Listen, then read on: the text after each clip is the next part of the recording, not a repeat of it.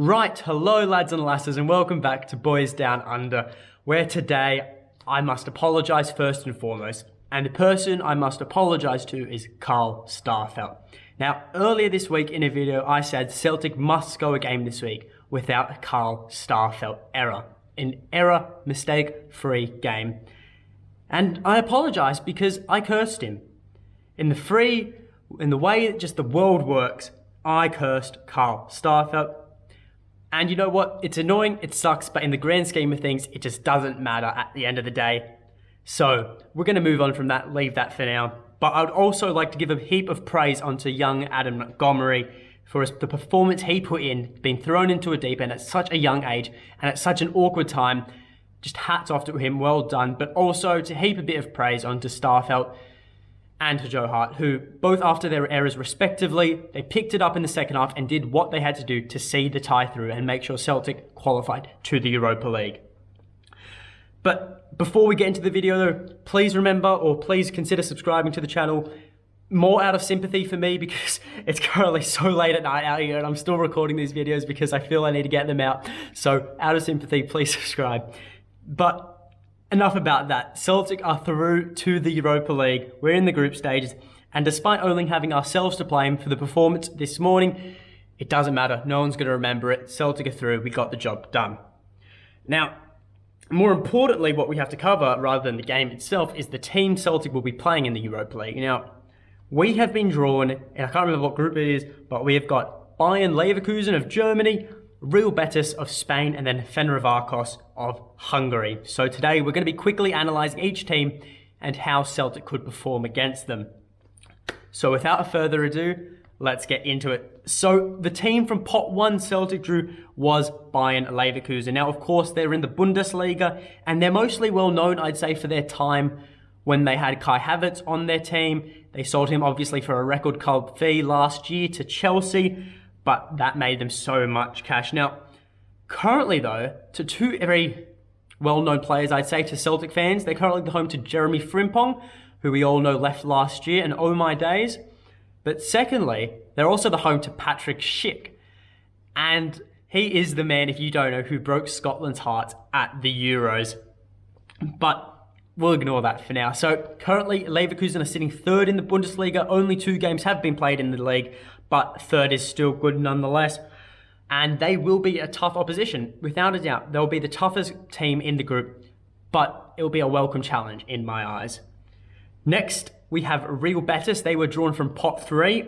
Now, here's the thing with Real Betis. I don't feel they'll be very hard at all to beat. Now, obviously, they've got a great history of a club. You know, they've played well in the past, but at the moment, they're a shell of themselves, honestly. And this could be another moment where I'm cursing us, absolutely. But I honestly feel AZ are a better team than them, and that's not something to take lightly. Like, Betis are a good team, but AZ I feel are better, and they would have been a better challenge. Obviously, Real Betis would have, they're a good team. They play a good style of football, but I just don't feel that they're at the levels where they can, beat Celtic. I feel Celtic would have these games in the bag against them. Now, their marquee player is Nabil Fekir, who's obviously fallen off in the last few years. He's still a great player, don't get me wrong, but he obviously is declining in form, and they are sitting 10th in La Liga, 10th.